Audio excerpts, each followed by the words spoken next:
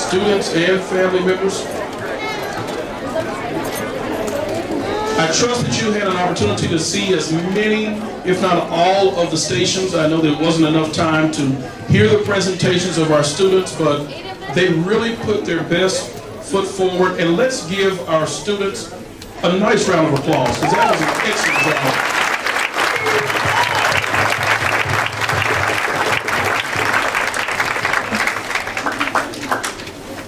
I'm going to hand the microphone over to Ms. Marsha, and she will introduce our speaker, and we ask that you will definitely give the respect to the speakers and give us your undivided attention. Ms. Marsha. Mr. Jerry's for being our MC today. I just want to tell you that the middle school and high school, what happens, the expectation is that you will present, right? In other words, that's just part of what it means to be part of the academy. So when you go over and you see the middle schoolers presenting in a professional way, it's just something that they start out doing, and it just kind of blows people away when they see it for the first time. I want you to know that some of the board of trustees were so impressed that they want some of our students to come in present. So your students are doing exactly what we hope they would do, and that is representing and doing a wonderful job. Okay? I have the privilege of introducing Dr. Reggie Fears. Dr. Reggie Fears is a product of Kansas City, Kansas. All right? So Dr. Reggie Fears graduated from Sumner High School. And, yeah.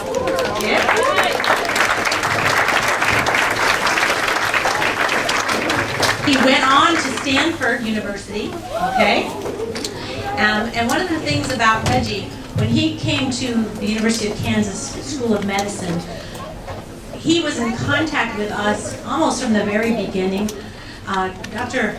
Fears has worked every single program of the K through 12 initiative.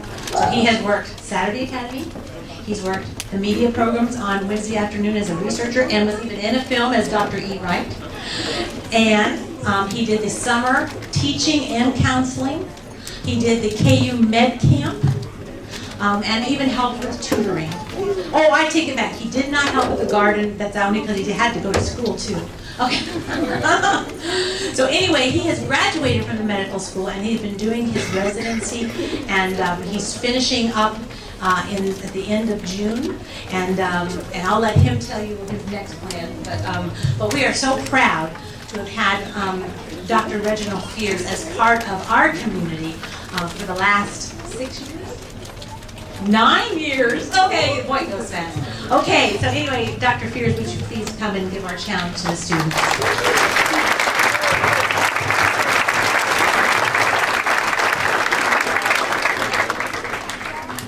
All right, I'm going to start out with a quiz. I always start out with a quiz. All right. So, what were the two major organ systems we learned about this past semester? Good. I heard respiratory. What was the other one? Cardiovascular system. Good. Okay. And we talked about some of the major health consequences from smoking.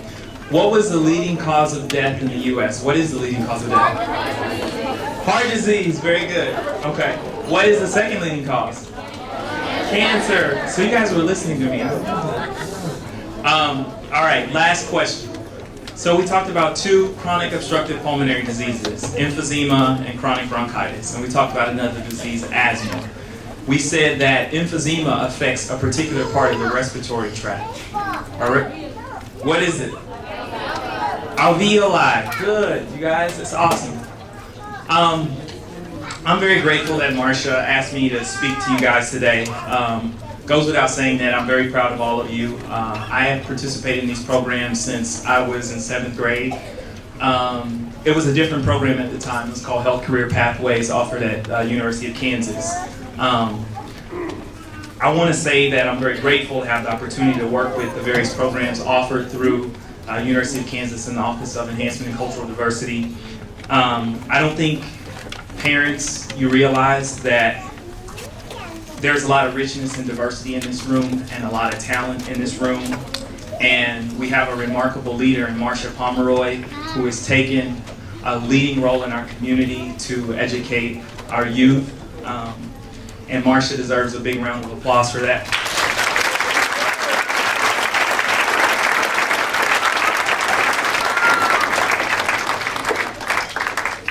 The work that Marsha Pomeroy does is tireless. It requires a lot of effort from her. She has to meet with a bunch of different people from the hospital, University of Kansas Hospital, Board of Education, the powers that be here at the community college to make this happen. And I've seen Marsha stress about getting grant writing proposals completed to get funds for the different programs that happen in this community and for our youth. And Marsha's very passionate about that. I've seen her go to bat on many occasions to make sure that our programs happen. And I want you guys to realize that it takes a lot of work to make this happen, because this is important. This is very important. I was asked to offer a challenge to our graduating seniors this year. And it's just a simple challenge. It's a very simple challenge to all of our graduating seniors and even our students that are going to be in our programs after this year. And that's just to never forget your roots. I grew up here in Wyandotte County.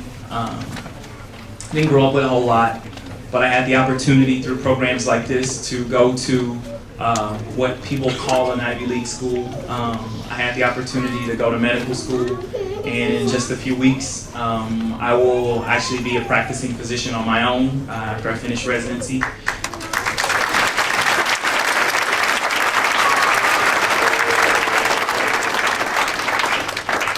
But I want you guys to know that this program is undervalued in terms of what it offers to our community, and I think it's up to the graduates of these programs and the parents to put pressure on our state and local government leaders to push funding for K-12 initiatives. K-12 initiatives are under huge attack right now, and there's not a lot of funding to support programs that we offer. Some of the programs that we have this summer may not happen because of funding issues, but I want to challenge the students to never forget their roots. So what that means is I want to see your faces back here through the years, like Juan Banuelos, who has been here since 7th grade.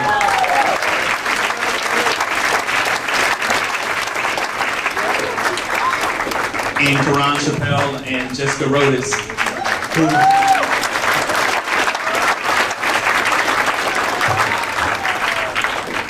they graduated from this program and they recognize the richness and diversity that these programs offer.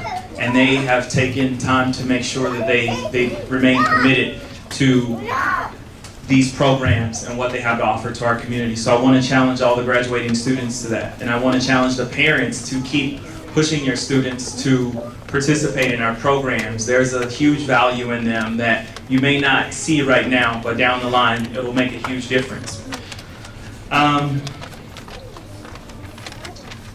The last thing I guess I want to say is just that I'm very proud of this county that I grew up in. I want you guys to be proud of it as well, and just recognize that there is a huge amount of potential in this county, and I just want to make sure that we give our young people an opportunity to fulfill that. That's it.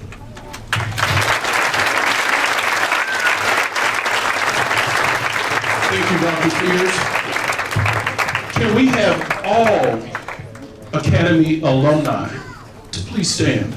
Those who are teaching or working with us, and maybe some of you that are not, will all of our alumni come forward a little bit so we can see you? There we go. College interns, those who graduated from the programs. We even have alumni instructors. Here we go. Dr. Bates. Let's give all of these individuals a nice round of applause.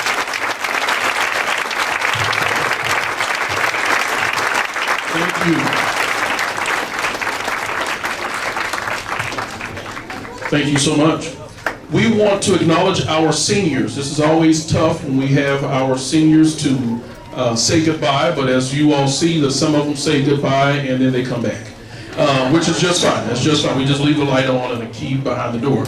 But we love having our students to come back, because what it shows our young people who are 7th graders, it shows them the possibilities. And we expect all of our students to graduate, not only just to barely graduate, but to graduate and exceed all expectations. We expect them to go on to college from this program and from their schools. And so we definitely appreciate them being here, but we want to acknowledge some young people who have probably been here since 7th grade, and they've committed a couple of Saturdays a month for a number of years to be a part of our programs, as well as doing summer programs and other programs that Marcia offers through the Office of Diversity. So I'm going to have Marcia, you're going to be Miss Ursula. We'll come up and announce those individuals. But before we do that, can we give a very nice round of applause for Miss Ursula and Mr. Derek, Mr. Walker, Mr. Walker, Mr. Douglas Walker. You all can do better than that. Y'all enjoy that food. Oh, yeah, you know, there's other pictures. And we have to acknowledge the mother, grandmother of the Academy, Miss Mama Carrillo. Can you please, she's waving. Yes. Thank you. She is responsible for cooking the meals. She's been doing that for 15 years, and she does it, and we're just so happy that you continue to do that for us. They are family, and so they make this happen. Things have changed, and they just have stepped right on in to make sure that we're supported. So we appreciate you all and the support that you offer to Marcia, to all of us, because when the rest of us are doing things, teaching our classes, they're out behind the scenes getting things together. So we appreciate that. Thank you.